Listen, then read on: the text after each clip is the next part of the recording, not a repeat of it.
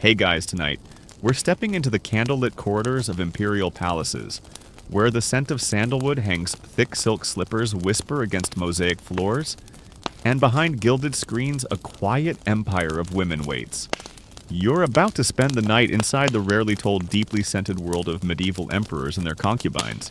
You'll be wandering through layers of velvet-curtained rooms past eunuchs who know everything and say nothing, and into the quiet tension of eyes meeting across lacquered tea tables.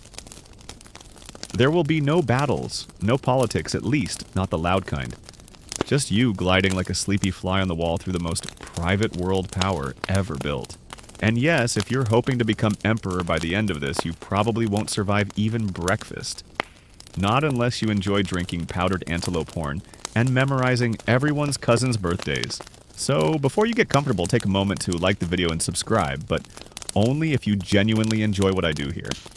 And if you're still awake, drop your location and local time in the comments. I love seeing how far this sleepy empire reaches. Now dim, the lights maybe turn on a fan for that soft background hum, and let's ease into tonight's journey together. You step into the throne hall, but tonight there's no court in session, just tapestries shivering softly with the breeze from a carved stone corridor. It's after hours, and you've been granted invisible passage to the inner palace, the silken heart of a medieval empire.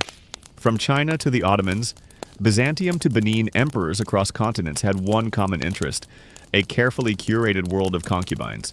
But don't think of them as just lovers lounging on divans. These women were part companion, part diplomat, part survivalist. Think live-in politicians wrapped in brocade, trained from a frighteningly young age in music, poetry, etiquette, and the 1,000 invisible arts of pleasing not just an emperor, but the entire system that fed off his attention. In China's Forbidden City, these quarters were literally locked off from the world. In the Ottoman harem simply meant forbidden. You weren't meant to be here, but you are. And your footsteps echo through domed ceilings and corridors lit by oil lamps carved to resemble birds. The halls smell of rose water and ink. Softly a koto string plucks in the distance. Somewhere a low laugh, or was that a sigh? The air is thick with lavender and politics. This is where women often taken from far-flung provinces reinvented themselves to survive in a world where beauty could be both armor and prison. And here's your first lesson. Not all concubines came willingly. In many dynasties, daughters were offered, sometimes bartered by noble families eager to curry favor. Others were taken in conquest or selected from annual beauty drafts like some twisted historical version of a talent scout audition. Imagine standing barefoot in a freezing palace courtyard, trying to smile gracefully while being judged on the shape of your eyebrows and the clarity of your voice. No pressure. Historians still argue whether these selections were entirely coercive or partially voluntary. Some girls may have seen it as a ticket out of poverty. Either way, once chosen, your old name and clothes are taken. You are renamed, re-ranked, and taught the proper way to bow, breathe, and might even sleep. And speaking of sleep, there were rules. In some Chinese dynasties, the emperor would be carried to a concubine's chamber by eunuchs placed gently on the bed and watched silently from the corner until he left. Yes. Watched. Romance meets your chaperone. In Ottoman palaces, the system was slightly different, but just as structured. New concubines trained in the house of the chief lady, a sort of elite finishing school, where older retired favorites taught younger women how not to get beheaded. A useful life skill. Everything in these halls whispered hierarchy. There were titles upon titles: Lady of Fragrant Grace, Noble Consort of the 6th rank Keeper of the Mirror. And each title meant something: one extra candle in your chamber, or a seat 2 inches closer to the tea table. Move too fast and you're accused of arrogance. Move too slow and you're invisible. The sweet spot. Just enough charm to be noticed, not enough to make enemies. And yet through the silken hush, a strange kind of agency peeks out. These women, far from powerless, learn to wield influence through gossip, gifts, and gesture. One glance from the emperor could elevate you to a palace within the palace. One yawn could relegate you to eternal obscurity. You reach the end of a hallway and push open a carved screen. Inside cushions are scattered like flower petals, and incense curls like lazy thoughts. A girl, perhaps 16, is learning how to play a mournful melody on an instrument shaped like a pear. She glances up at you but doesn't stop playing. She might one day rule the entire inner palace. Or she might spend 30 years pouring tea for someone who does. Now listen closely, the halls are silent. The night has deepened. Somewhere an emperor stirs. Somewhere else a concubine adjusts her hairpin and prepares to be summoned. This is the silken theater of power, and you're now part of the audience. The emperor doesn't choose at random. That's the first myth to let go of. There's no casual stroll through a courtyard followed by, that one. No, selecting a concubine is closer to evaluating a state asset. It's not just attraction, it's policy. And tonight you get to witness the imperial audition process, up close, powdered cheek by powdered cheek. You're standing on the edge of the selection pavilion. Beneath you, marble steps polished by the embroidered shoes of nervous girls. Above you, a carved beam where tiny sparrows perch, tilting their heads as if even they know what's at stake. It's spring, which means it's beauty draft season. In certain dynasties, particularly in Ming and Qing China, eligible girls between ages 13 and 16 were summoned from across the empire, often from noble or official families, but occasionally from distant provinces if they had a particularly auspicious appearance. A smooth forehead might get you summoned. A rare birthmark. Maybe a promotion. An unfortunate laugh. Thank you for coming. The court officials, mostly eunuchs and older palace women, handled the first few rounds. Girls would line up for posture tests, etiquette drills, and yes, intense scrutiny of their earlobes. That's not a joke. Full soft earlobes were a symbol of good health and fertility. So, if you've been self-conscious about yours, maybe you're overdue for your own dynasty. Now, imagine the silence. You're standing among dozens of trembling girls in pale green silk, the color chosen to be neutral to the eye. You hear the squeak of slippers, a throat being cleared, someone trying not to cry. A tray of cold tea is passed along mostly untouched. No one wants to seem thirsty. You get the sense this is less a beauty pageant and more a military exam disguised with hairpins. Historians still argue whether families truly had a choice in sending daughters. Official records say it was voluntary, but private letters suggest it wasn't really voluntary in the comforting sense. If your family owed a favor or had too many daughters, congratulations, your youngest is now on a cart to the capital. Once selected, the transformation begins. Your name is usually changed to something poetic. Fragrance of autumn or jade petal. Hair is styled according to palace regulations. You are taught the emperor's favorite musical scale, which varies by ruler. His preferred tea blend, ironically, many emperors drank boiled lettuce, and which poetry references are safe to use around him. One wrong metaphor, and you're suddenly reassigned to the distant laundry duty. Here's a fringe fact you'll love. During one particularly eccentric reign, it was rumored that concubines were asked to walk with a book balanced on their heads. Not for posture, but to test who could endure boredom with grace. That was apparently the emperor's #1 trait in a companion. The guy would have adored long-haul flights. And then comes the test. No one talks about a directly sleeping posture. Yes, your ache sleeping posture. Not for bedroom reasons, at least not yet, but because many palaces believed that sleeping on your back with arms gracefully folded meant you were honest, composed, and had peaceful qui. Side sleepers, too unpredictable. Stomach sleepers, honestly disqualified. Sorry. Once the finalists are chosen, the emperor receives the list. In some dynasties, he never actually sees the women before promotion. He gets files, yes files, summarizing their talents, family background, personality type, and aesthetic suitability. Imagine a royal Tinder where your profile is curated by 5 nervous eunuchs. Only the very top few were granted initial audience, often during tightly choreographed banquets or poetry nights. If a girl was lucky, she might be asked to pour tea. That's it, pour tea. With grace eye contact and a bow that takes exactly 4 seconds. Still, it's not always so formal. Some emperors were less, shall we say, subtle. One famously had a secret tunnel built beneath the gardens, so he could accidentally bump into a favored concubine without it appearing improper. Another kept a pet deer, and whichever girl the deer approached during a garden stroll, that was the emperor's choice for the week. Historians are still trying to confirm if the deer was trained or just had great taste. There's one account from Korea's Goryeo dynasty that mentions the king, disguising himself as a merchant to test the hearts of potential concubines. A wholesome rom-com idea, but likely just palace gossip. Still, it shows the sheer romantic drama packed into these selections.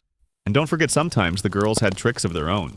Slipping a poem into a tea tray, humming a forbidden song with just the right tone, or laughing at a joke the emperor hadn't finished telling. Subtle rebellion disguised as flirtation. Of course, once chosen, everything changed.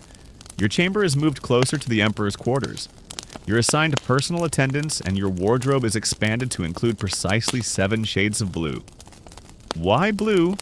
Because red was for the empress and gold for the emperor. You're in between, comfortable but never dominant. And now a final whisper. Not all selections led to glory. Some concubines lived their entire lives in quiet seclusion, never summoned once. Their chambers slowly fell into disrepair, their names forgotten by everyone except the eunuchs who brought them their meals. But tonight, in this dreamy hush, you are still at the threshold. The selection pavilion fades into moonlight. You walk past columns etched with dragons and past the quiet ripple of silk curtains. Somewhere nearby, a girl is practicing her smile in the reflection of her teacup. It's almost time. You wake early not because anyone told you to, but because the palace does. The walls themselves seem to hum at dawn. You sit up slowly on a mattress embroidered with chrysanthemums, stretch your arms with silent elegance and breathe in the day, like it might judge you for exhaling too fast. In the inner palace, the morning belongs to the concubines, and every concubine belongs to the schedule. The first scent to reach you isn't breakfast, it's sandalwood. A soft plume of smoke curls from a brazier, marking the passing of night. Before you can speak, a servant girl is already kneeling to help you dress. Layer by layer, robe by robe, you're wrapped in silent precision. It's not just about looking good, it's about ranking etiquette protocol. The number of pleats in your sash, the way your hair's knotted, even the pattern on your slippers. They all say something about who you are and who you are not. Historians still debate how much autonomy concubines had in their morning rituals. Some claim the strict schedule left no room for self-expression. Others suggest subtle acts of rebellion, wearing a slightly outdated sleeve shape, or using an unapproved comb were small, silent forms of resistance. Breakfast is served in silence. A lacquered tray arrives with rice porridge, pickled plums. Tea not too hot, not too cold. There's something poetic in how meticulously mild everything is. Even your food has been ranked. Higher status concubines get crisper fruit. Lighter tea may be a spoon carved from jade instead of wood. And yet the quiet is deceptive. All around you, other women are also rising, also dining in silence, also calculating. They may not speak, but they're listening with every movement of the teacup. That tiny clink, a greeting. That slower sip, a warning. It's a language of glances and gestures, like a high-stakes poker game conducted entirely in ASMR. Once breakfast ends, the courtyards fill with rustling robes. This isn't free time, it's display time. You walk slowly, gracefully, hands folded at your waist. The empress might be watching from a balcony. The eunuchs are always watching from everywhere. And if the emperor decides to take a morning stroll, well, you'd better look like you weren't hoping for that. You pass beneath flowering wisteria through a corridor painted with cranes. Everything here is beautiful, but no part of it belongs to you. Not the fountain with its moon-shaped tiles, not the garden peonies tended by someone else's hands, and certainly not your schedule. Mid-morning is education time. You return to the Hall of Refinement, where an elderly tutor reads from classic poetry. The room smells like ink and dusted parchment. You recite ancient verses in a tone that's both airy and precise. It's not really about loving poetry, it's about proving you can speak it beautifully while pretending not to try. And here's your quirky tidbit for the day. In some courts, concubines were tested on their ability to improvise poetry based on visual prompts. Picture this. A court official silently presents you with a painted fan, maybe a snowy crane flying over a pond. You have 30 seconds to compose something dreamy and elegant, and if you stutter, you might be temporarily reassigned a flower arranging duty. again. After poetry comes calligraphy. Your inkstone is already prepared, your brush trimmed just right. You dip it carefully, making slow, intentional strokes. Today's character is quietude. Tomorrow's might be devotion. Occasionally a scroll you write might be passed up the chain, perhaps even to the emperor. That's why every stroke matters. This isn't handwriting, this is diplomacy in cursive. By early afternoon, you're permitted an hour of solitude, well, palace-style solitude. You retreat to your chamber accompanied by 3 silent attendants who pretend they're invisible. You might nap or sketch or feed the koi. One girl in a neighboring chamber plays the flute. Another embroiders with lightning speed because rumor has it the emperor noticed embroidery last week. The sun climbs. Time softens. This is the stillness before the evening intrigues. You think you hear someone crying softly in a nearby garden, but you don't investigate. You never investigate. There are things here you don't ask about. Now, if you're of high enough rank, or just lucky your afternoon includes tea with the empress herself, this is not a casual affair, this is stagecraft with porcelain. The empress is both supervisor and symbol, and every concubine knows that praise from her carries real weight. But so does silence, especially the polite kind. The tea is thick and floral, served with candied lotus and tiny sesame cakes shaped like animals. You compliment the cakes. She compliments your voice. No one compliments the truth, which is every woman at this table is carefully not saying something important. As dusk approaches, you change again, this time into your evening robes. These are looser, softer, layered for elegance rather than hierarchy. You're perfumed lightly, maybe with jasmine, maybe with powdered sandal pressed into your hair. The air smells sleepy and ceremonial. Oil lamps flicker on. The birds have settled. And now the palace holds its breath. Will the emperor make an appearance? Will someone be summoned tonight? Historians still argue whether these summons were purely ritualized or genuinely spontaneous. Some records suggest a list was made daily. Others say he sometimes wandered. Guided not by politics, but by dreamlike whim. And that's the twist to remember. For all its rules, all its rankings, all its ritual perfection, this system often hinged on the unpredictable desire of one man. As stars begin to dot the sky, you return to your quarters. You adjust your pillows. You sip a calming herbal brew laced with chrysanthemum. Somewhere a bell chimes once slowly. Someone has been chosen, but not you. Tonight you dream of wide-open fields and forgotten names. You dream of running barefoot without anyone watching. Your dream ends with the sound of silk, rustling not yours. It's morning again, but the palace is already tense. Not panicked, not loud, just tighter around the eyes. You feel it when your attendant laces your robe a little too carefully. You see it in the narrowed glances exchanged between 2 concubines passing in the courtyard. Something has shifted. A new name has been whispered. She's been summoned twice this week. That she is probably someone from a lower rank who suddenly now walks with an extra layer of brocade. She eats first. She bows slightly less. And she's definitely not making eye contact. Welcome to the Empire's softest battleground, the concubine hierarchy. Here, everyone starts at the bottom. Even the Emperor's favorite was once just 3rd attendant of Orchid Pavilion, or some equally poetic but powerless title. But with enough attention, whether by charm, cleverness, or the quiet art of staying exactly in your lane, you can rise. From attendant to lady from lady to noble consort, and maybe even to imperial consort. The titles are tiered like a very competitive skincare line. Each one comes with privileges, personal servants, richer robes, better bathwater, and most crucially, proximity. The closer your quarters to the emperor's, the more your influence bleeds into his daily life. Historians still argue how much these rankings affected actual policy. Some say it was all ceremonial, that real power stayed with ministers and empresses. Others suggest that a concubine in the emperor's ear could nudge everything from court appointments to grain prices. All with a sigh and a well-placed anecdote over morning tea. But power doesn't rise quietly here. It rumbles beneath the silken surface. And so do rivalries. Because when one woman rises, 10 others feel the floor tilt. That means whisper campaigns, friendship breakups, and enough passive aggression to fuel a whole anthology of sad court poetry. Quirky fact in Tang Dynasty China. Concubines were once ranked not just by title but by night rotation charts, literal wall scrolls mapping who the emperor was scheduled to visit each night. Talk about pressure. If your name was skipped too often, you might suddenly become unwell and require emotional poetry treatment. Which translated meant writing a tragically romantic poem and hoping it got read aloud at court. Now, imagine daily life within this pyramid of silk and glances. If you're ranked lower, you pour tea for the ones above. You stand slightly behind them in the garden. You let them speak first at poetry recitals, but you're also watching closely because if they trip, stutter, or forget a ceremonial greeting, that's opportunity.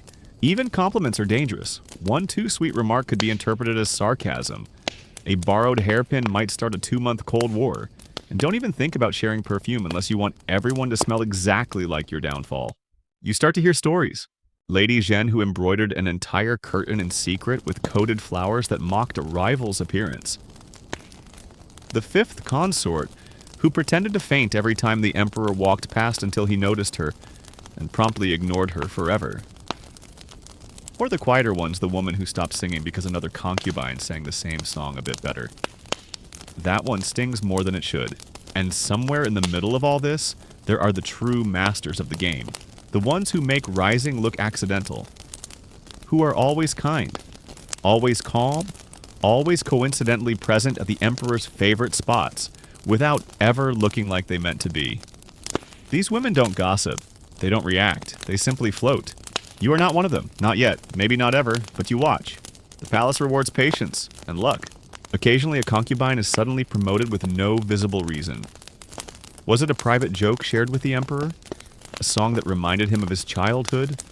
Or something darker like a political bribe whispered through a eunuch?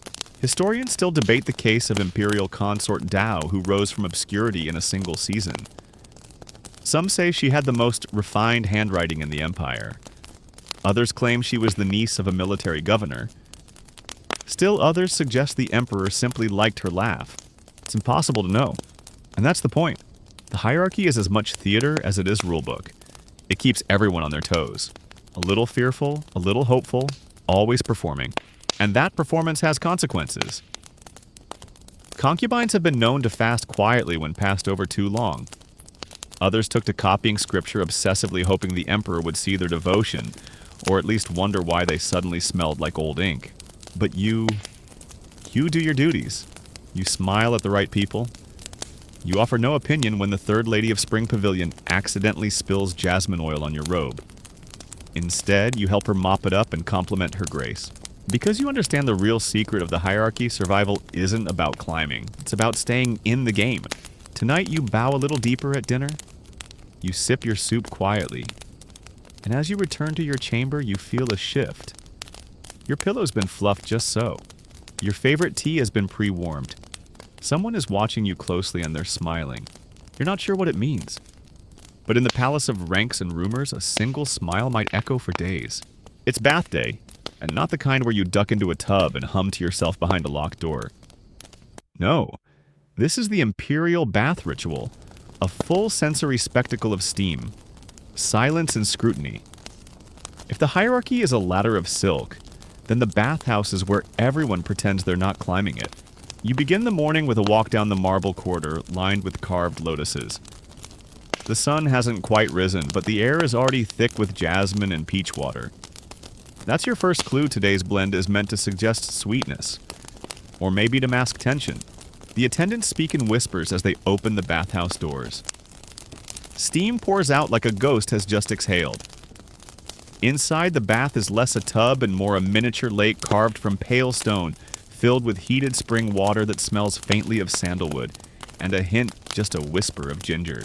Historians describe these bathhouses as places of both relaxation and calculation. Walls echoed with gentle conversation, yes, but every word was watched, every laugh remembered. Think of it as a spa crossed with a job interview performed entirely in towels. Your robe is slipped off. You step carefully onto the warm stone steps and lower yourself into the pool. The water hugs your skin like soft fabric. It's the only moment today where no one is dressed for rank, but don't be fooled. Rank still steams from every pore. To your right, one of the higher consorts is being gently scrubbed with silk floss. To your left, a nervous new arrival is soaking quietly, her eyes darting to the Empress's favorite. You know better than to stare. Now the quirky detail of the day in some Ming and Song dynasty bath rituals, concubines were encouraged to add crushed pearl powder to their water. Supposedly it brightened the skin and glowed faintly under moonlight. Sounds magical until you remember it was also hideously expensive. One misstep in the bathhouse and you could literally wash away a minister's monthly salary. Today, an older attendant named Wen is assigned to your bath. She says little, but her fingers are precise, pouring water over your shoulders with the rhythm of someone who's done this since before you were born. She hums an old tune, probably a court ballad from 20 years ago, and for a moment the steam carries you somewhere safer. But only for a moment. As more concubines arrive, the politics begin.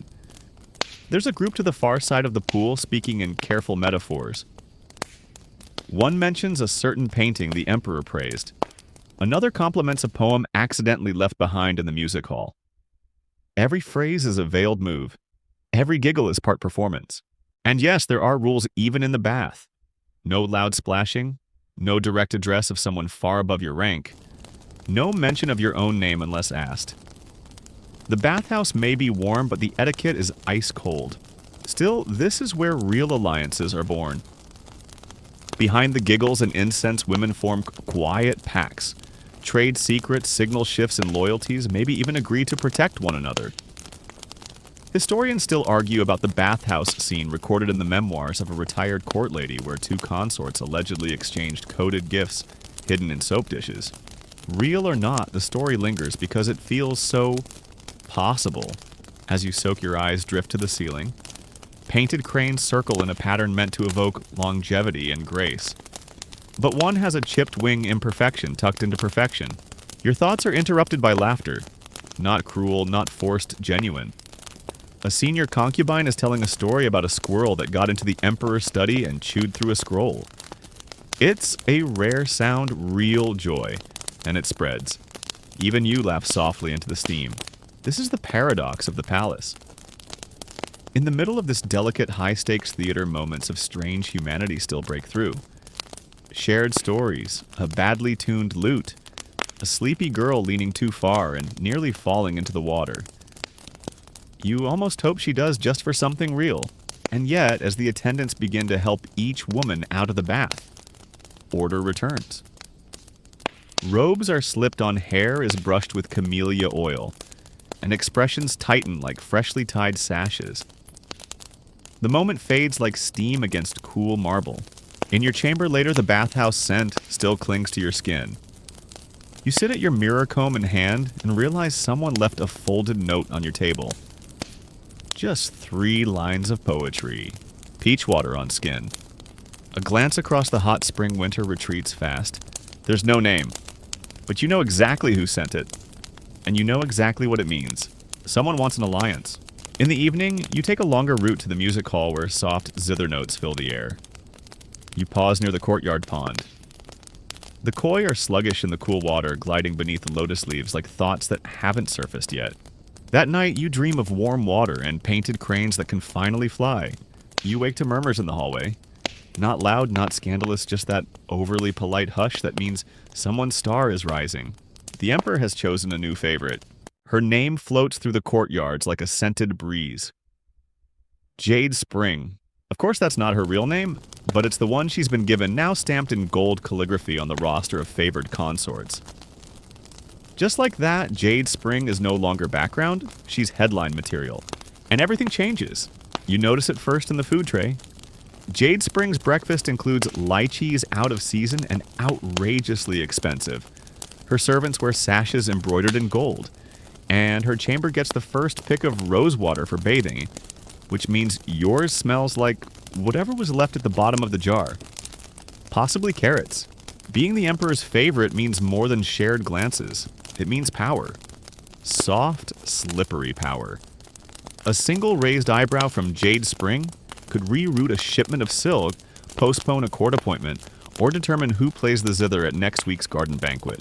Historians point out that favorites often acted as unofficial advisors not because they held titles, but because they held attention. You don't need a seal when you have the emperor's ear. And pillow talk. In the medieval palace, it was the first draft of policy. But what did favorites do exactly? First they appeared. A lot. In morning walks, poetry readings, lantern festivals. Wherever the emperor's shadow fell, Jade Spring now shimmered nearby like a well-placed reflection. Her voice took on that calm, effortless lilt, reserved for people who never have to raise it. She smelled like apricot blossoms and felt like influence. And yes, sometimes favorites loved the emperor. There are records of true affection of nights spent writing poems together, of private jokes whispered beneath embroidered sheets. But affection didn't guarantee safety. In fact, it sometimes made things worse. Take consort Yang of the Tang dynasty. She rose from a lowly court attendant to the emperor's great obsession. He gifted her horses, built her a private hot spring, even promoted her cousin to a key military post. The court hated her for it. And when rebellion came, she was blamed. The emperor was forced to order her execution to prove his loyalty to the state. Romantic right. Historians still argue whether he ever forgave himself. But back to Jade Spring. You watch her from a polite distance as she strolls through the lotus garden. She's humming, of course. Favorites always hum. Her sleeves trail like whispers. She stops to speak with the empress, who listens with her practiced, unreadable expression. That's where it gets complicated. Because the empress may not be allowed to get jealous, but she's certainly allowed to get even. There's a tension here between the official wife and the unofficial favorite. One has titles, rituals, and 1,000 years of tradition. The other has momentum. Some emperors handled it gracefully, others didn't. One Ottoman sultan famously built an entire palace wing for his favorite, and refused to visit the empress at all, which went about as well as you'd expect. And yet being a favorite wasn't all fragrant tea and stolen kisses. There were rules, always rules. Favorites were watched more closely than anyone. Their words were weighed, their tone analyzed. A single careless comment could be interpreted as meddling, an accidental smirk during a court announcement. Dangerous. One woman, a favored consort of a Vietnamese emperor, once lost her status after joking that the emperor's calligraphy looked nervous. No one laughed, especially not him. So you keep your distance, but you also watch. You notice Jade Spring's slipper is embroidered with plum blossoms, usually reserved for midwinter. Was it a gift from the emperor, a subtle message, or simply a fashion misstep? Hard to say. But the empress noticed too. Back in your chamber, you think about what it would take to be chosen. Beauty, sure, but also patience. And timing. And knowing when not to want it too much. Quirky fact of the night. During Korea's Joseon dynasty, emperors sometimes used pillow books lists of consorts arranged by astrological compatibility to decide who to summon. Imagine having your romantic fate determined by a moon chart and your cousin's birthday. Honestly, kind of efficient. Night falls. A eunuch arrives at your door. Not for you, for the girl across the hall. But he bows politely and leaves a small tray behind incense, a fresh robe, and a folded note. It reads, "The lotus blooms in muddy water still." Some emperors notice. It's unsigned, but the handwriting is familiar. You stare at the note until the candle burns low.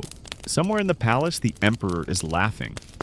Somewhere else, a concubine is weeping into her sleeves. And somewhere deep inside you, something strange begins to bloom. Not quite ambition, not quite envy. Just awareness. Of the game. Of its rules. Of the moment when attention becomes power. Tomorrow you'll choose a different hair ornament. You'll rehearse a new poem. But tonight you fall asleep to the faint sound of a zither and the memory of a girl named Jade Spring, whose future is bright and blinding. Morning comes with the new sound drums. Not the loud kind used in war or theater.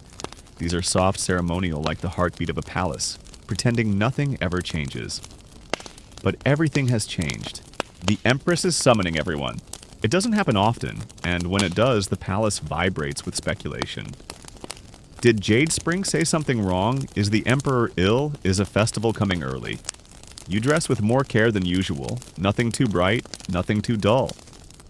You settle on sky blue with just a hint of embroidery at the cuffs, cranes, and flight, symbolic, but not showy. By mid-morning, you're seated with dozens of other concubines on silken cushions in the Hall of Harmonious Virtue. The name is hilarious if you think about it too long. The Empress enters last, flanked by her attendants, her expression carved from a politeness in stone. She sits, takes tea, and makes a quiet announcement that a new scroll is being introduced, an official roster of duties for the coming season. Gardening assignments, poetry recitals, music rotations, who will perform in which pavilion and when. 1,000 tiny details that feel like nothing, until you realize how perfectly they control your daily orbit. Historians still debate whether these rosters were written by the Empress herself or merely signed off by her. Some scholars think she used them as soft weapons to isolate rivals, reward the loyal, and test the ambitious. Others argue it was all ceremonial, more for the sake of tradition than strategy. But then again, everything in the palace is ceremonial and strategy, so who's to say? You receive your placement moon garden duty in the evenings, assisting with lantern arrangements. It's fine. Not glamorous, not disgraceful. A sign you've been noticed, but not quite spotlighted. Later in the garden, you gather lanterns shaped like rabbits, and plum blossoms, tying them to lacquered poles. You work with 4 other concubines, including one who never speaks unless asked, and one who speaks only in rhyme. You begin to enjoy it, the quiet repetition, the smell of paper and oil, the feeling of actually doing something with your hands instead of just being decorative. And then comes the unexpected laughter. It's not from your group, it's from behind the wall. You glance up and realize the Emperor is in the adjoining courtyard speaking with Jade Spring. You can't see them, but their shadows stretch across the silk screen. She says something. He laughs.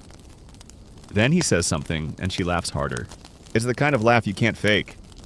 And it stings. You turn back to the lanterns, tying knots too tightly. Here's a fringe tidbit for your thoughts. In some Burmese courts, concubines were given unique musical instruments based on their perceived temperament. A calm, quiet girl might be assigned a harp. A fiery one, a hand drum. Their music would be played at court events, and supposedly the emperor could read their soul from a single verse. You wonder what instrument you'd get. That evening, while hanging your final lantern, you notice the moon garden's pool reflecting the stars. It's still.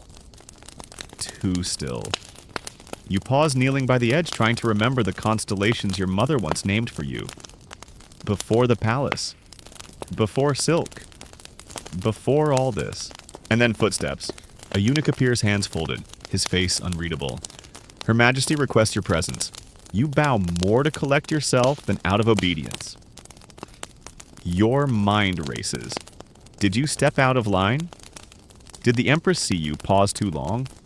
Did someone accuse you of something ridiculous, like hoarding candied chestnuts again? But no, when you arrive at her pavilion, she is alone, seated beside a table filled with scrolls and brush pots. She gestures for you to sit. No words at first, just tea poured carefully into 2 cups. Then she speaks. You tie the lanterns with precision. Most don't. It's not a compliment. It's an opening. You nod. I like tasks that end. Most things here don't. Her lips twitch. Almost a smile, but not quite. She sets down her cup. Tell me, do you write poetry? Yes. Do you write for yourself or for someone? You think for a moment, mostly for silence. This time she does smile. Small, sharp, and secret. She reaches into a lacquered box and pulls out a folded note. You recognize it instantly. The haiku from Bath Day. She lays it between you and says nothing. Your breath catches. You didn't send it. She studies your face like it's a chessboard. Historians still argue whether the empresses of the later dynasties were truly powerful or merely ceremonial. You are now firmly on the side of powerful. There's something about the way she holds silence that makes even your heartbeat second-guess itself. Finally, she speaks again. Be careful with poems. They float farther than you think. You nod. She dismisses you with a flick of her sleeve. Back in your chamber, you sit for a long time staring at your inkstone. That poem was meant to reach someone, but the someone wasn't you. Or maybe it was. Maybe every poem in the palace has 2 meanings, one written, one received. Tonight you lie awake for a while, the scent of lantern oil still in your hair. Somewhere Jade Spring is laughing. Somewhere else the Empress is reading. And you're learning. You don't see the Empress again for days, but her presence lingers like perfume in heavy curtains. You begin to notice things you didn't before, how a glance from a high-ranking lady can change the tone of an entire afternoon, how eunuchs seem to pause ever so slightly when delivering notes. And more importantly, how silence itself can shift the balance of power. Life in the palace moves forward, but it's like watching koi swim beneath frozen ice, beautiful, slow, and always slightly dangerous. You still attend poetry readings, you still help tie lanterns, you still smile when others don't. But now your awareness is razor sharp, tucked just behind your softest expressions. There's a change in Jade Spring, too. She's still the favorite, still humming, still gliding through courtyards like a living poem. But her steps are quicker, her voice more deliberate. She's begun speaking in aphorisms. When the lotus tilts, the frog learns to leap. That don't mean much, but sound wise enough to disarm critics. A classic palace tactic, confuse then charm. She's also started reading scripture. Not because she's pious, of course, but because the emperor recently praised a Buddhist verse aloud. Now, every page she flips is a performance, and every concubine watching her knows it. This is where things get trickier. Because in a world like this, religion is not just about faith, it's about optics. Appear devout and you gain respect. Appear too devout and people wonder if you're trying to outshine the empress. It's a very specific tightrope, one many before her have fallen from. Quirky court fact of the day. In the imperial court of Heian, Japan, noblewomen would sometimes exchange blessed fans. Handheld fans brushed with scripture or poetry and left to soak in temple incense for weeks. Gifting one was considered a gesture of protection or subtle romantic interest. Imagine being flirted with via lavender-scented calligraphy. Not bad, right? Now back to your life. You receive an unexpected invitation. The imperial calligraphy tutor, an old man with a beard that seems to whisper on its own, has requested your presence at the scriptorium. The note is formal, but with a hint of warmth. Bring your best brush. You arrive nervously only to find a single scroll laid out on a long wooden desk. It's a verse about peach blossoms. Your task, copy it perfectly in one sitting. You bow, breathe, begin. Ink flows like thought, smooth with deliberate pressure. You write as you've never written before, careful to honor the curve of each stroke without overthinking it. Halfway through, you realize someone else is in the room. The emperor. He's silent, watching from a shaded screen behind the tutor's bench. You don't look up. You don't react. You simply write. When you're finished, the tutor nods. The emperor says nothing, then both leave. You return to your chamber dizzy with confusion. Was it a test A, compliment A warning? Historians still argue over moments like these when emperors appeared in ordinary places observing the palace like tourists in their own world. One scroll from the Song dynasty describes a moment when the emperor visited the kitchens in disguise, complimented a dish, and changed the chef's career forever. Another suggests he once rewrote a concubine's poem behind her back, and claimed it was hers. Later that night, your scroll is returned to you. It's been mounted and framed. At the bottom in tiny brushwork, a note reads, "A light hand makes for lasting ink." No signature, just presence. Suddenly your name is spoken a little more in the corridors. You find yourself invited to a moon viewing the following week. Nothing major, just a small gathering with zither music, warm plum wine, and a few ranked consorts. But you know what it means. You've been moved. Not up the ladder exactly, but into its shadow. And that's sometimes more useful. But with attention comes danger. That very night, someone replaces your bathwater with a stronger camphor blend. Nothing damaging, just eye-stingingly sharp. It's a warning, and you receive it like a seasoned player with no reaction, no complaint, and extra vigilance. Because here's what they never tell you about palace games: no one ever wins. You just don't lose. The next day, your chamber's curtain tassels are slightly knotted. A eunuch reports your sandals were misplaced. A lower-ranked concubine accidentally sits too close during a tea gathering. The empress doesn't intervene. She never does. Not unless the game gets sloppy. You adapt. You change your perfume less recognizable, more neutral. You start walking a different route to the music hall. You begin carrying a fan even indoors. It's not about modesty, it's about concealment. If they can't read your expression, they can't guess your next move. One night you pass Jade Spring in the corridor. She pauses, looks at you, smiles. It's not warm, it's not hostile. It's just a very, very polite threat. You bow slightly, she nods. And just like that, you both keep walking. Two women wrapped in brocade holding a silence thick enough to paint. That night, your dreams are filled with fans that whisper secrets, scrolls that rewrite themselves, and lotus petals that fall into ink. You wake before dawn. It's time to change your brush again. The air turns cooler. Autumn arrives without fanfare, just a shift in the wind that makes silk feel colder against your skin, and tea taste a little more like memory. The trees in the outer gardens begin to blush leaves, turning shades of red so vivid they seem embarrassed to be alive. You aren't summoned to the Emperor that week, but neither is Jade Spring, which in the world of palace favor is something. An absence can be louder than a presence. And everyone notices when a favorite goes quiet. The court ripples with new rumors. One day it's that Jade Spring refused a dish from the Emperor's plate. Another day it's that she spoke too long during an astronomy lecture. The most persistent whisper, that her calligraphy now includes too many birds, and birds, as everyone knows, symbolize flight. Flight suggests leaving, or worse, ambition. Historians still argue how seriously these symbolic violations were taken. Some claim that entire careers were ruined over a poorly chosen flower on a scroll. Others say it was all theater and real downfall came from boredom. Either way, in a palace built on poetry metaphors are a matter of life and death. You keep to your routine.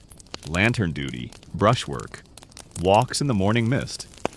You've perfected the look of someone calm, quietly thoughtful, and just forgettable enough to be left alone, until the chessboard arrives. One afternoon, a eunuch delivers it to your chamber, a lacquered box inlaid with jade. Inside a perfect grid, 32 ivory and obsidian pieces. No note. Just a single jade piece already placed the elephant in the lower corner. This is not a gift. This is a test. Imperial chess, known in some courts as jiangkai, or the game of the river, wasn't just entertainment. It was metaphor. The empress plays, some ministers play.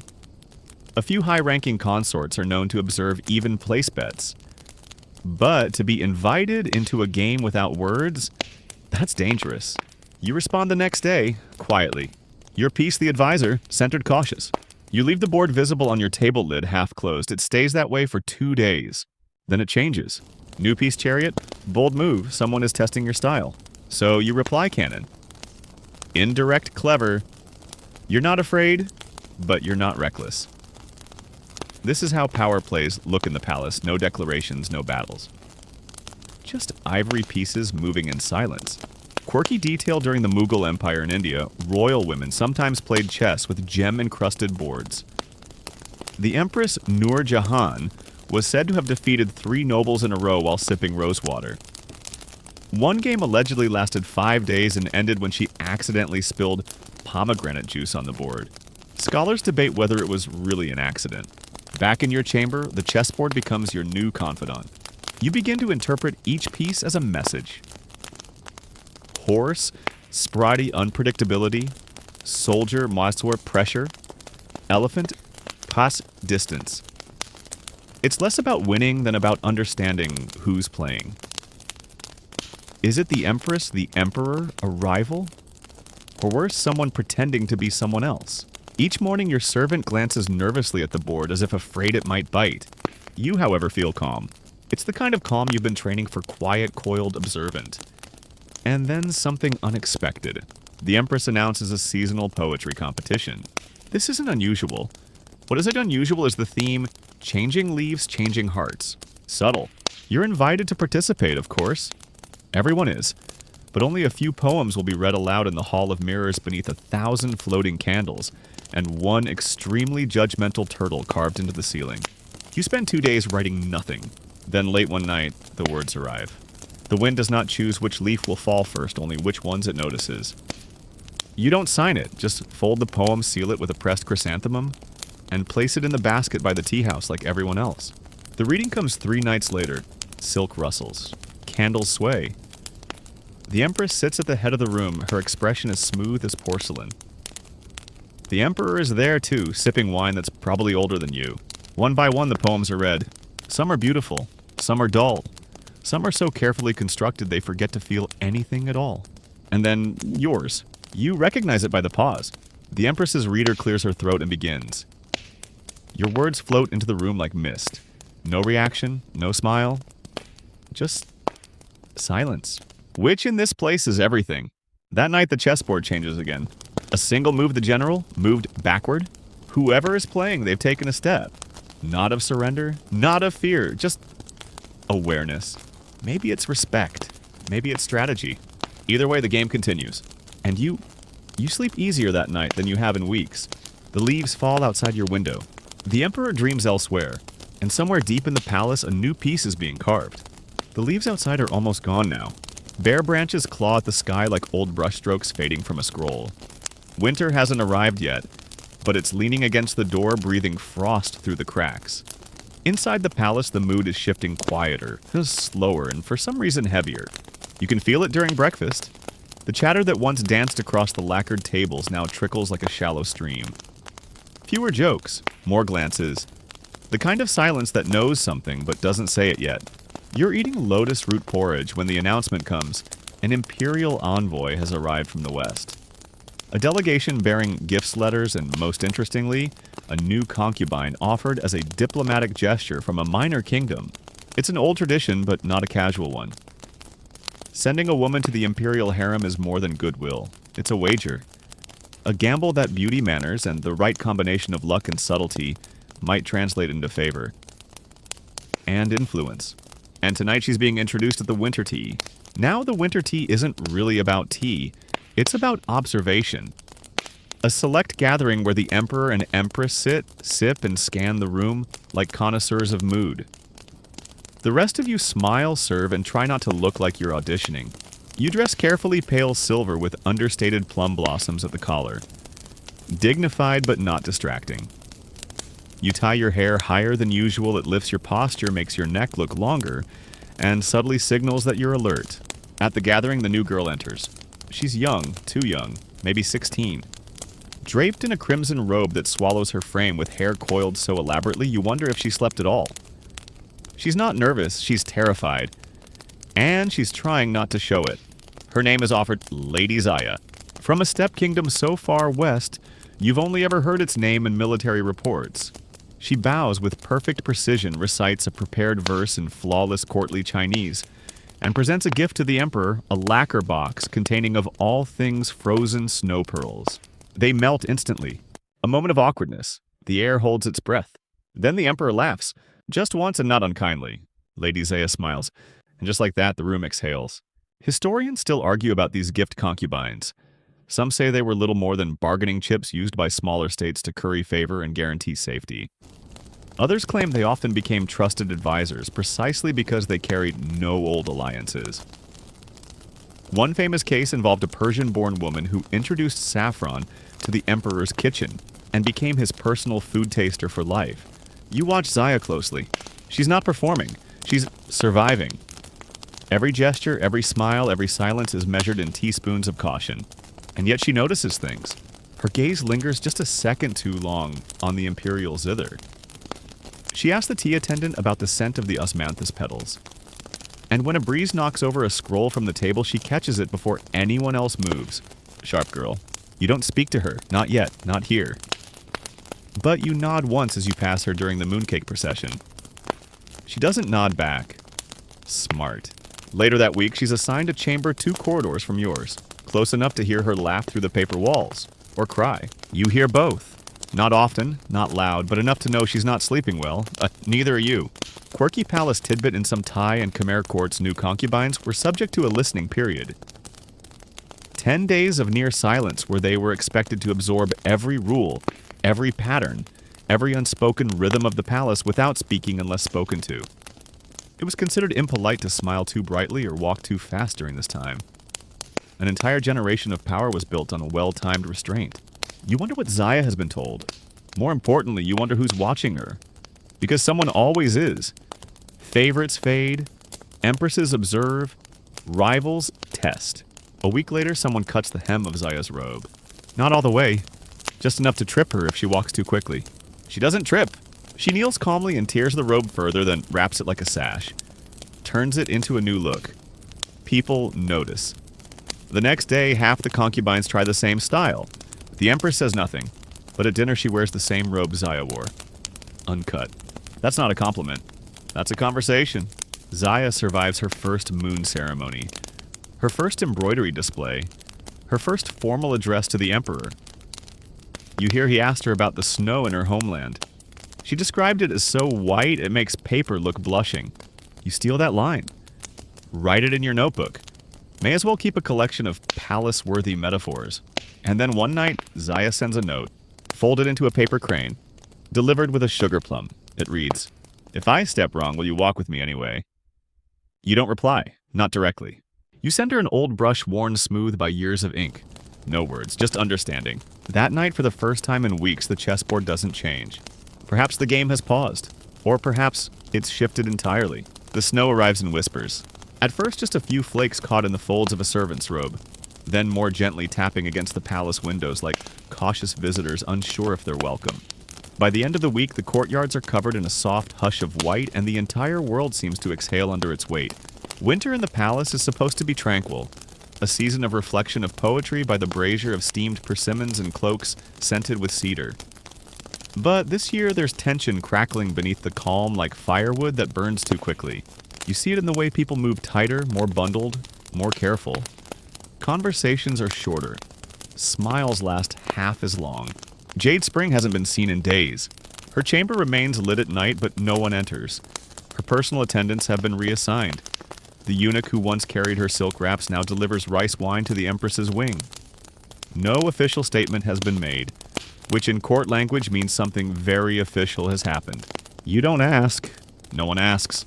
Because when a favorite disappears, questions are invitations. So you wait. Instead, you pour your energy into the mundane rituals of winter brushing snow off potted chrysanthemums, organizing incense sachets by seasonal scent, composing a series of vaguely metaphysical poems about birds trapped in clouds. You don't send them. Just right fold and tuck them into the bottom drawer of your vanity. Zaya, meanwhile, has adapted quickly. She started playing the zither. Not well, but deliberately. Soft, slow, meandering tunes that never quite settle into a melody. It's a clever move, just musical enough to be charming. Just aimless enough not to threaten anyone. She performs most evenings by her window where the light hits her silhouette like a painter's dream. And every so often you see someone pause in the hallway outside her door. Just for a moment, listening. One night, she plays a phrase you recognize a court lullaby rarely used its lyrics long forgotten. But the melody lingers in your chest like a half-remembered dream. It was once played to calm imperial children, and according to an old court scribe to distract nervous concubines on their first night. Clever girl, but still a girl. You worry for her. Not because she's weak, but because she's growing visible. And visibility in winter can be dangerous. Historians still argue whether winter was truly the quiet season in palace life. Some believe it marked a lull in activity, a break from endless ritual. Others argue that winter was when real schemes were born, behind closed curtains beside crackling fires, when distraction made people careless. Either way, you treat the season as what it is, an opportunity to disappear just enough, then an unexpected summons. Not from the emperor, not from the empress, from the master of ceremonies. A simple note. Your voice is requested for the solstice recital. The winter solstice recital is no small thing. It's performed only once a year in the Hall of Echoes, a cavernous space with acoustics so perfect a whisper can be heard from one end to the other. Each performer is chosen with precision. One wrong breath, one flat note, and your reputation freezes harder than the koi pond. You accept, of course. What else can you do? The assigned piece is a classic River Beneath Ice. A quiet, contemplative ballad originally written by a homesick concubine from the north. The lyrics are subtle, more sensation than narrative. Snowflakes on the neck, steam from tea. The feeling of footsteps muffled by snow, you practice every night softly humming while brushing your hair. Zaya hears. She starts to hum along. At first it's irritating, then comforting, then steadying. 2 nights before the recital, a gift arrives. A throat tonic. Honey ginseng and dried chrysanthemum. No note, just a familiar crease in the ribbon. You smile? Don't drink it, but you keep it nearby. The night of the recital, the palace is silent. The Hall of Echoes flickers with floating lanterns. A thin silk curtain sways gently across the stage and you wait behind it, heart beating so loudly it feels like a drum trapped in your ribs. When your name is called, you step forward. Not quickly, not slowly, just enough to seem like you belong. You sing. And somehow your voice doesn't shake. The words hover in the cold air, each syllable suspended like snowflakes refusing to land. You see the Empress in the front row, expression unreadable. The Emperor beside her still as a statue.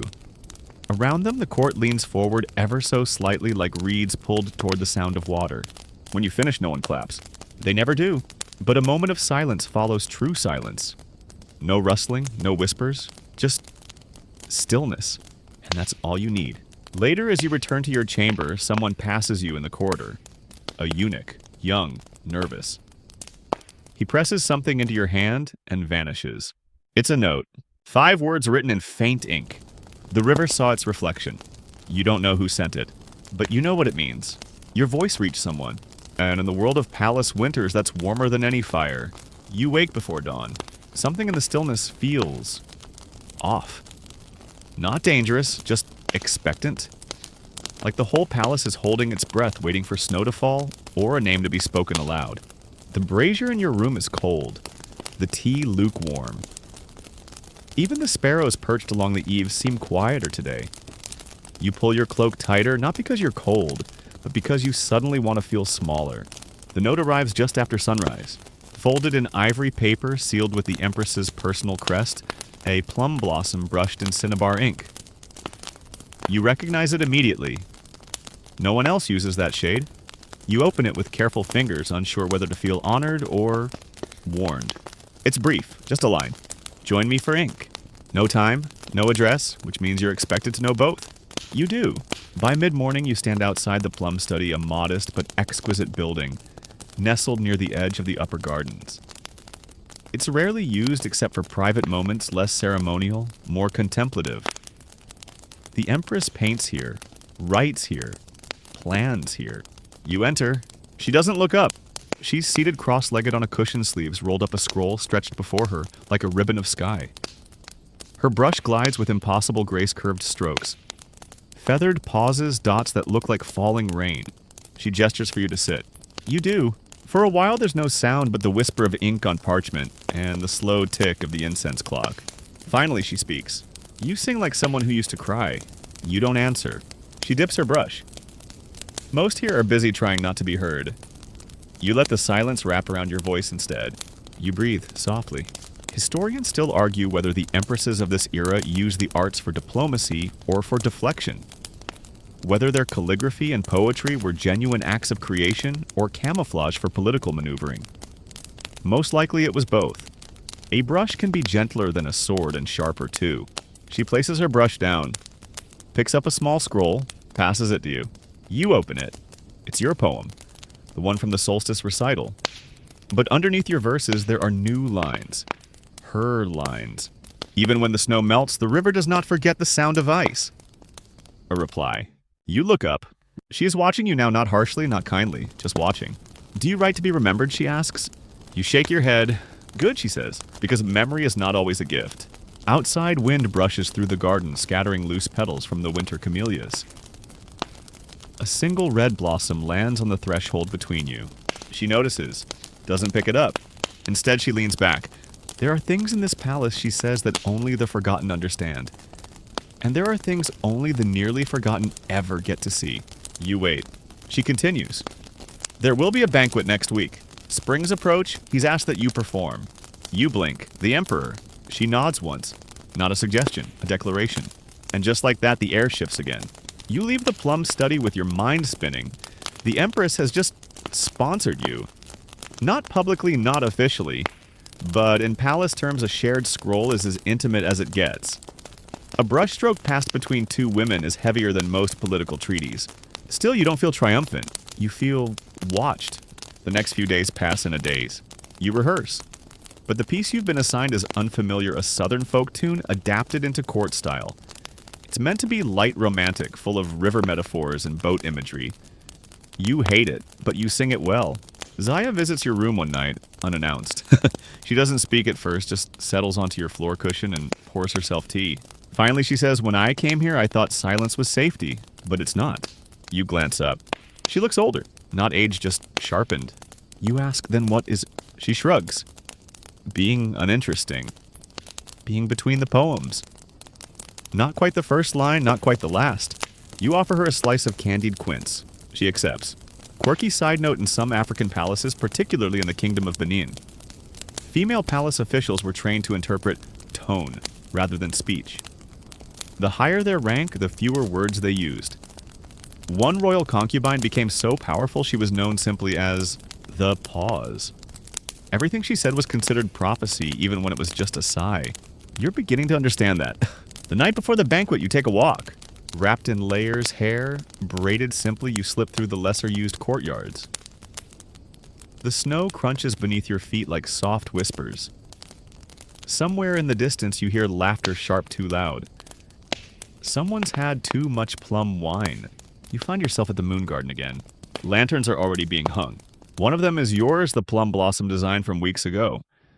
It's faded now, edges curling but still intact. You reach up, touch it, and in that moment you realize something this palace doesn't forget. It just reshapes. Tomorrow you will sing before the entire court.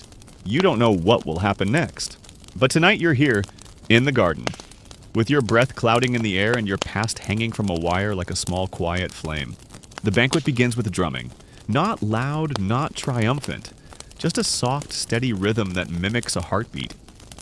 It pulses through the silk-covered walls of the banquet hall, through the slippers of every attendant, through your chest, as you step into the golden glow of 100 lanterns.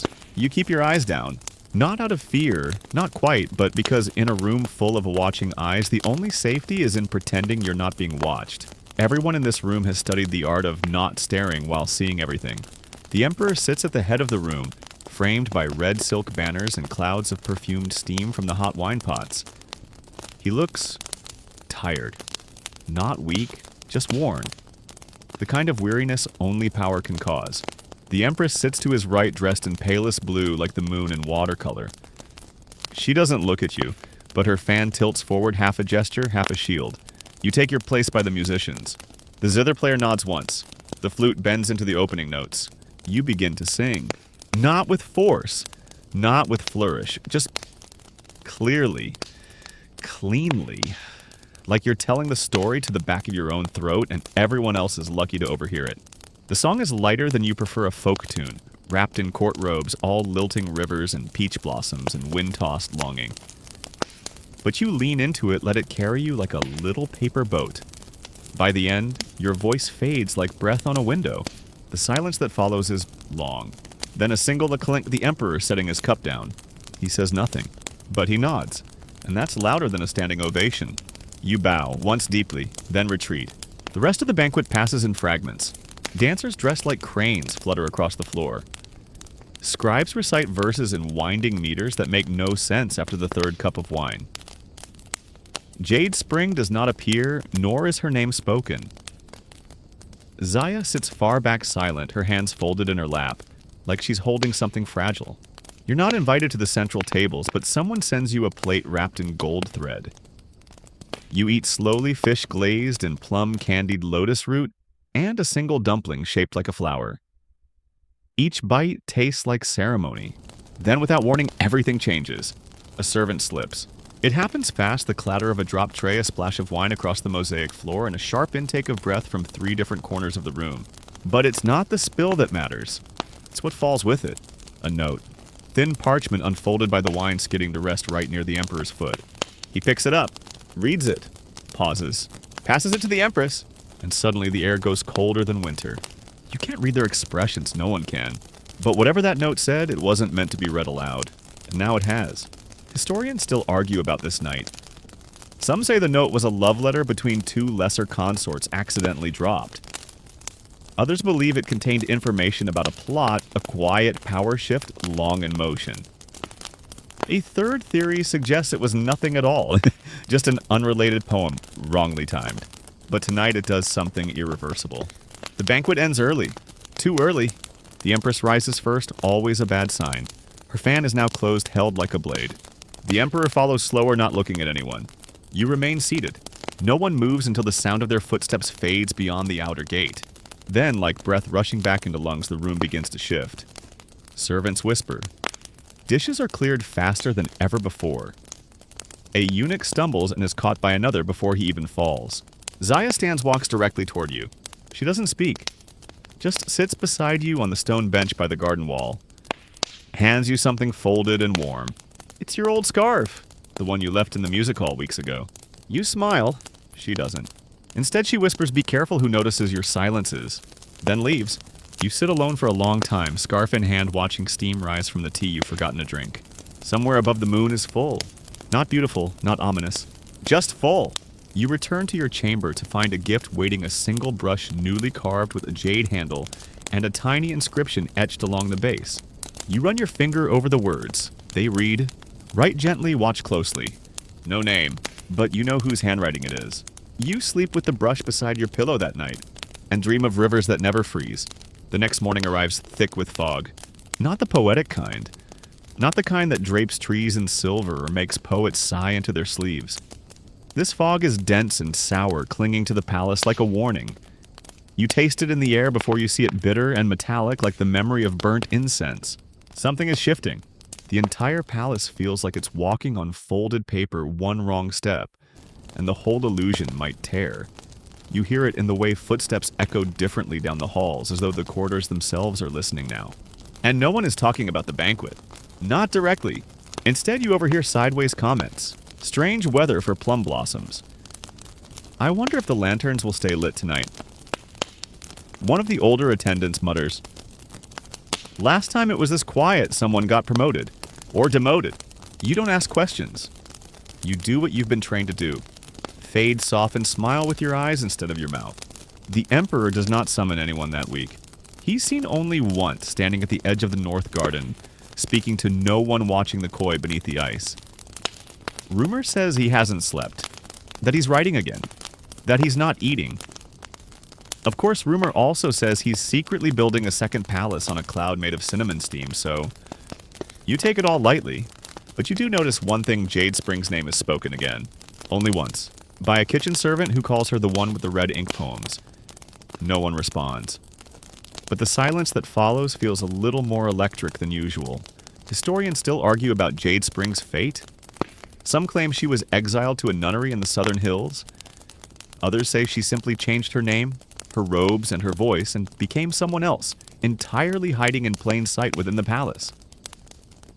There's even a theory that she orchestrated her own disappearance after forging the Emperor's handwriting. So perfectly, no one dared question the farewell letter. All you know is she's gone. And the Emperor is watching coy. You're summoned again, this time not to perform, to write. The Empress requests a winter scroll, something seasonal, contemplative, and suitably unmemorable. Her phrasing.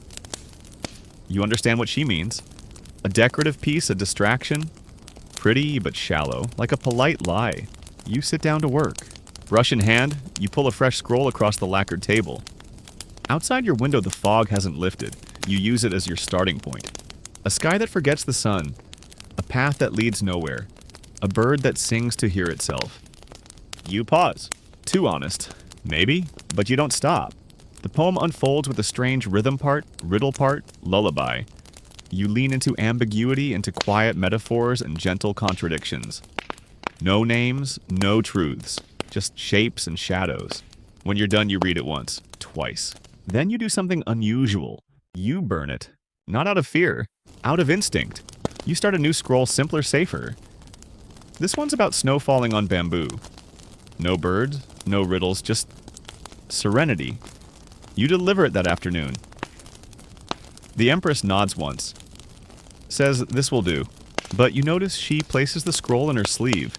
Not in the lacquer box reserved for decorative arts. You're not sure what that means. Zaya hasn't played the zither in days. Instead, you hear her practicing calligraphy.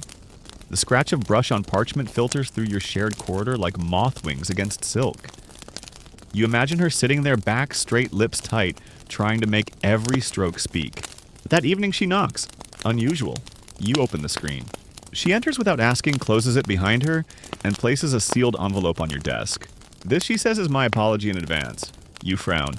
She smiles, a soft one, not sad, not triumphant. I might have said too much to the wrong person. Or the right one, I'm not sure anymore. You open the letter. It's a list of names.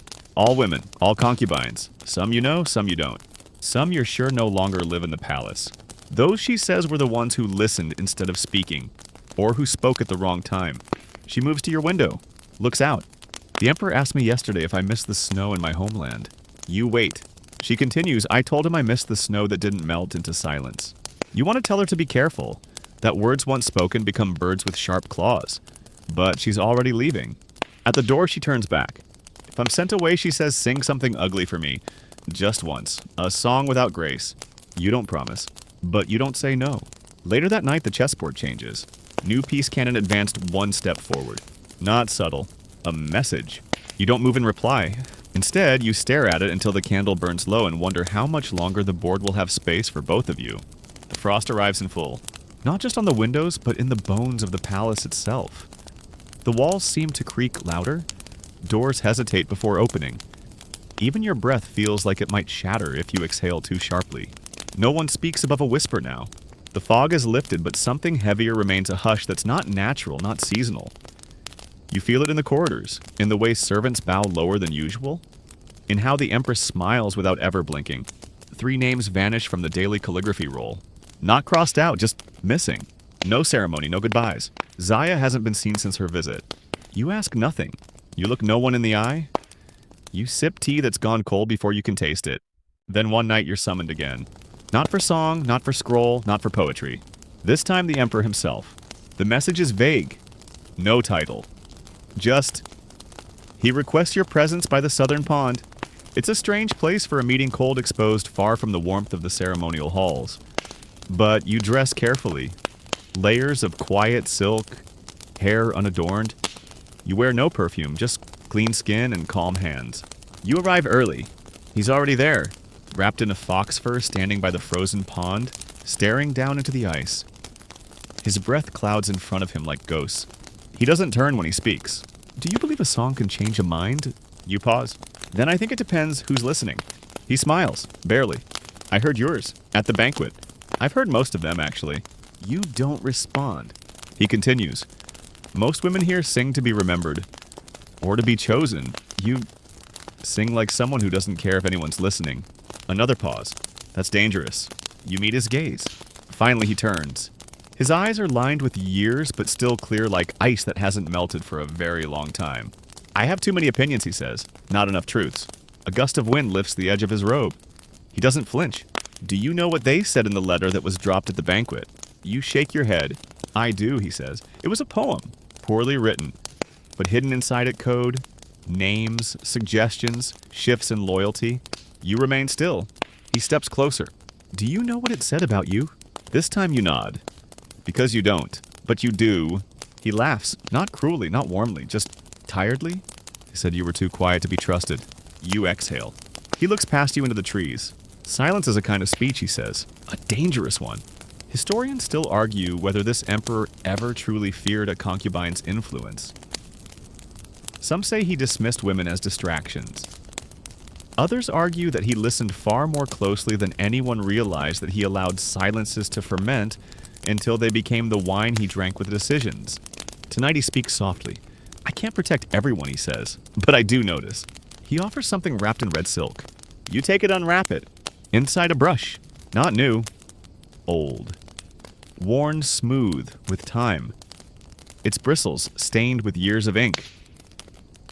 You recognize the mark on the handle, a crescent moon carved faintly. It's Jade Springs. He sees the recognition in your face. She didn't fall, he says. She chose to leave. Before she became someone she hated. You close your fingers around the brush. She left me a song, he adds, but I never sang it. Another silence. Then maybe you will. You nod. He nods. And just like that, the moment ends. He walks away. No guards, no ceremony, just footsteps on frost. You stay by the pond. The ice cracks gently like a sigh. In the following days, things shift again. Zaya returns. Her hair is shorter, her smile smaller. But her eyes, they're clearer. Whatever fire she walked through, she came out reshaped, not ruined. You exchange no words, but you both bow slightly as you pass in the corridor. The Empress requests a new poem. This time she asks for no themes, just something quiet, she says. You write, not every branch blooms. Some are meant to hold the snow without complaint. She reads it twice, then folds it slowly, places it inside her robe. You don't see her again for a while. Spring is weeks away, but in the moon garden the lanterns are being replaced fresh paper new patterns. Yours is missing. Not torn, just gone. You walk the garden path alone one night, humming a tune that's never been written down. It starts soft like footsteps in snow, then rises briefly like something learning to fly. You never name it. But if you had to, you'd call it The River Remembers. And now, we rest. Let the last images fade slowly.